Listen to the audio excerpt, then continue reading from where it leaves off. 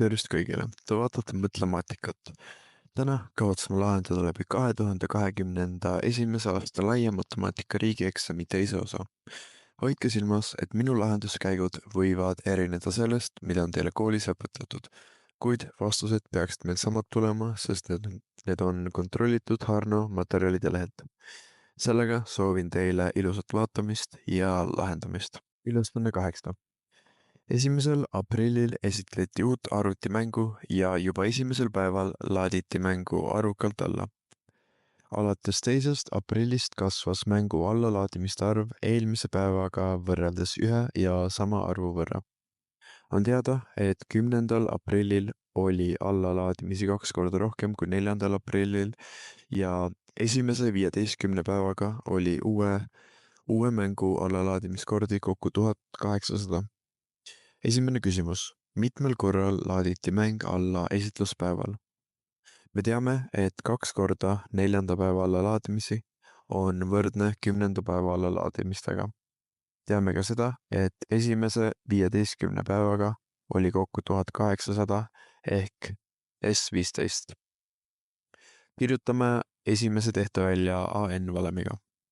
Kuulutades sulud lahti, eraldame A1 ning saame, et see on võrdne 3 korda D.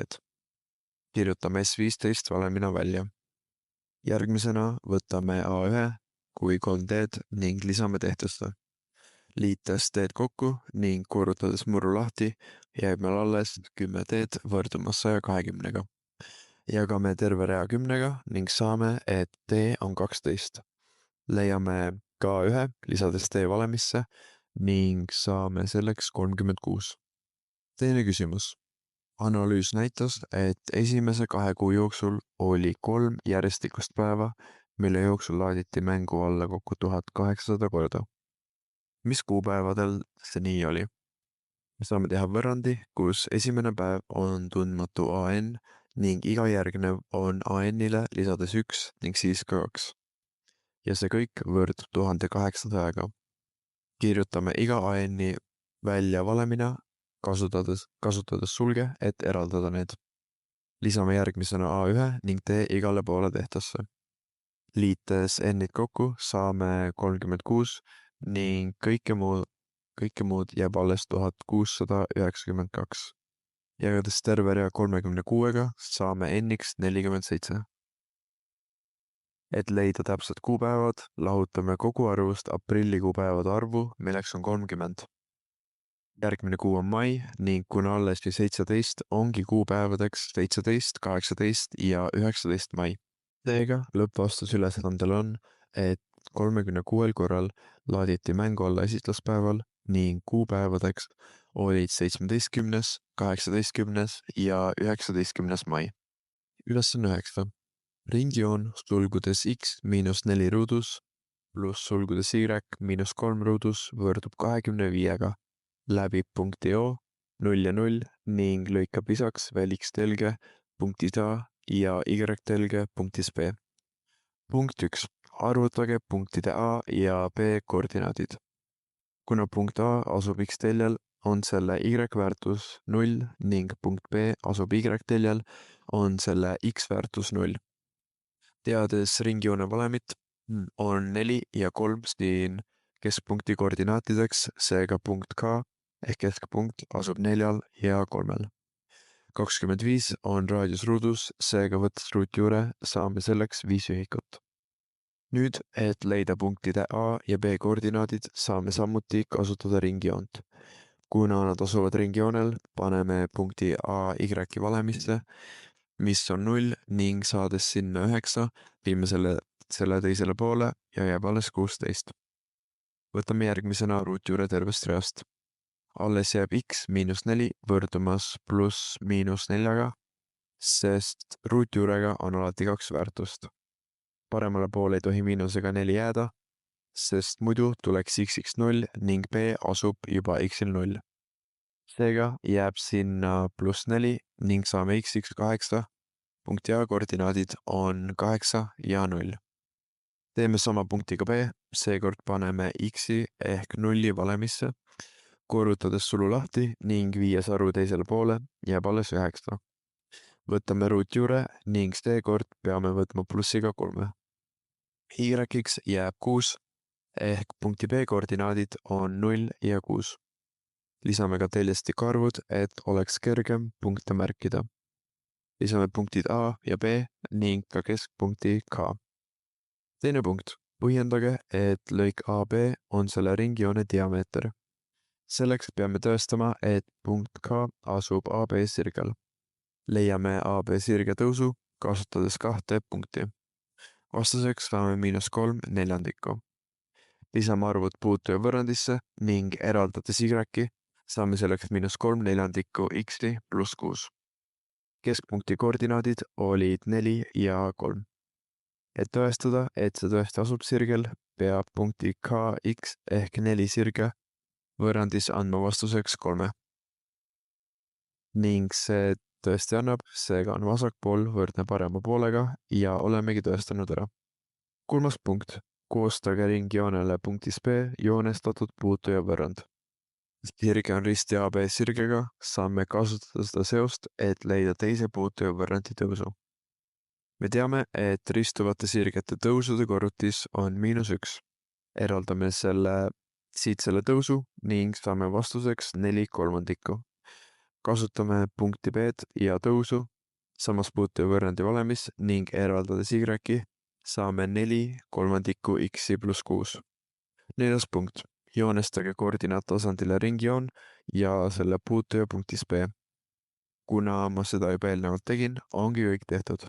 Seega lõppvastus on, et koordinaadid on A 8 ja 0 ja B 0 ja 6 ning lõik AB on selle ringjoone diameeter. Puutuja võrrandiks on Y võrdumast 4/3 X pluss 6. Ülesanne 10. Esimene punkt. 47. Tartu maratonil on rajapikkuseks 63 kilomeetrit.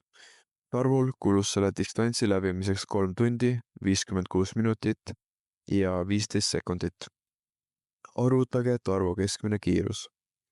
Me teame, et tee pikkus ehk S on 63 kilomeetrit ning aeg on täpselt selline arv. Et teha aeg mõruks või komaarvuks, peame lähenema sellele ükshaaval. Kuna proovime teha tundideks, on 3 juba olemas. Sellele liidame 56 minutit, kokku minuteid tunnis on 60 ehk 56 60. Nii, kuna sekundeid on tunnis 3600, teeme ka sellest mõru. Liites kõik kokku, peaks tulema teil täpselt selline arv tunde. Järgmisena kasutame kiiruse valemit ning saame vastuseks täpselt 16 kilomeetrit tunnis. Teine punkt. Robin lävis 63 kilomeetri pikkusel distantsil keskmiselt 6 kilomeetrit tunnis rohkem kui Ott ning jõudis finišisse 1 tund ja 21 minutit varem. Leidke Oti ja Robini keskmised liikumiskiirused.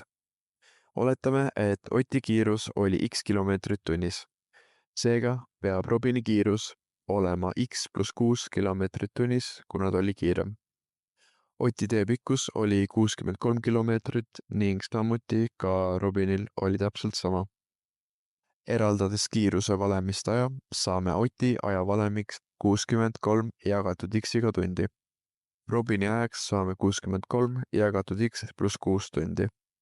Ning teeme ka nende ajavahe mõruks, viies ühe murdu sisse ning siis lihtsustades. Alles jääb meil 27 20 tundi.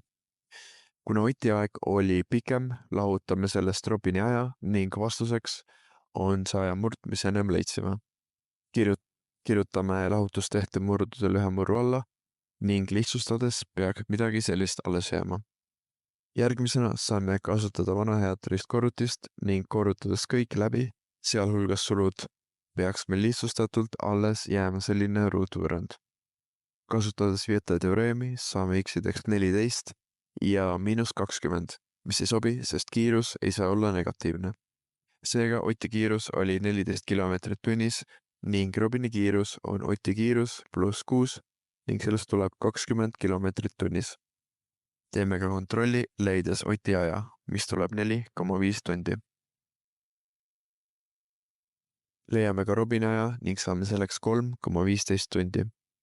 Leides nende vahe, saamegi täpselt 1,21 tundi.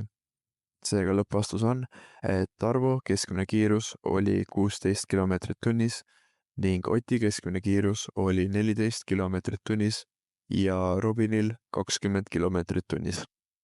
Ülesanne 11. Punkt 1. Kolmnurga ABT küljed AB ja AC on vastavalt 25 cm ja 10√7 cm ning nende külgede vahelise nürinurga siinus on 3/4. Leidke külje BC täpne pikkus. Me saame kasutada BC külje leidmiseks koosinustereemi, aga ennem peame leidma koosinuse. Teame valemit, et siinusruudus alfa pluss koosinusruudus alfa võrdub 1-ga.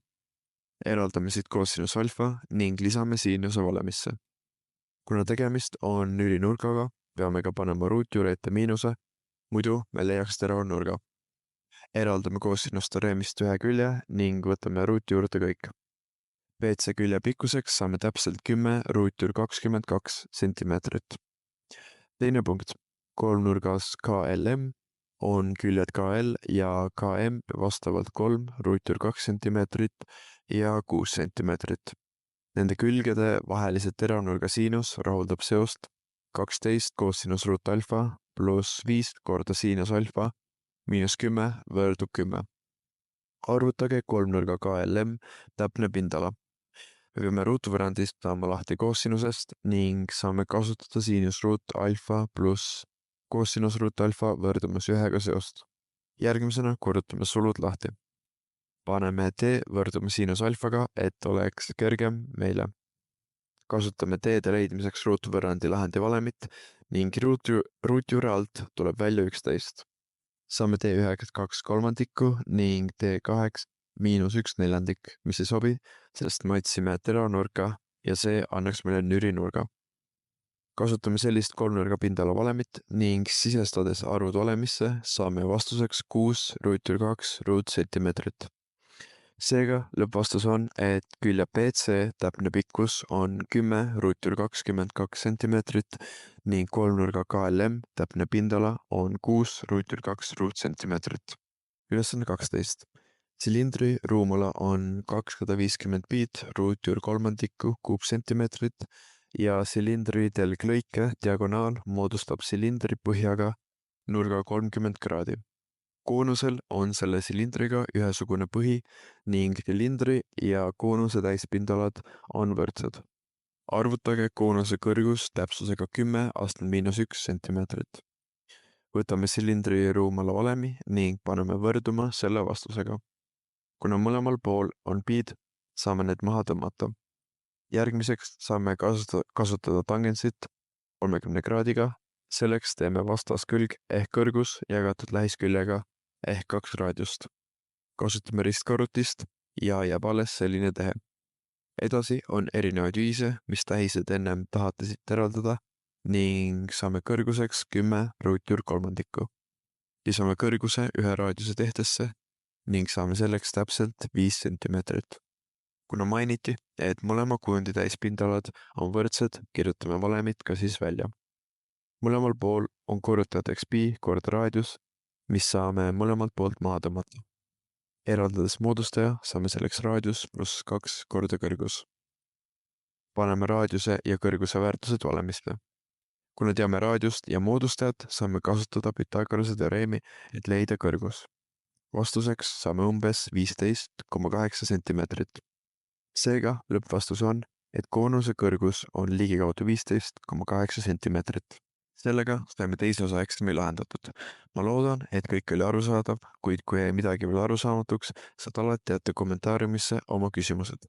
Kindlasti likeige seda videot ja visake kanalile tellimus, et näha veel selliseid lahendusvideoid. Video descriptionist leiate ka playlisti, kus on kõigi aastate lahendusvideod olemas, nii kitsa kui ka laiemad. Aitäh, et vaatasid seda videot ning edu lähenevatel eksamitel!